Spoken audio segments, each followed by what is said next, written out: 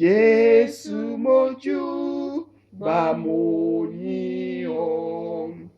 Ìpele ọ̀nà rẹ̀ olórí àníyàn mi ni kí n lè fẹ́ràn rẹ̀ sí i.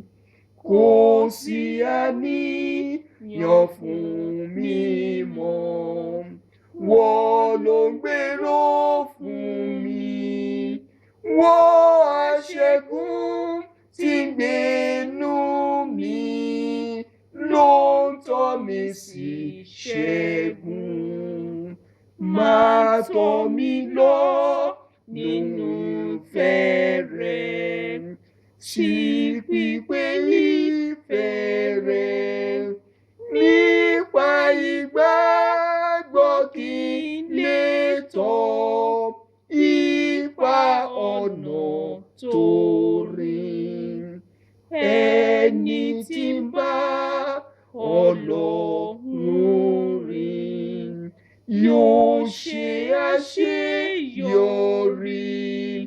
Dídùn inú rẹ̀ lọ́jọ́jọ́ kìkì ìfẹ́ Kristi. Olúwa ń sọ bídìí rere.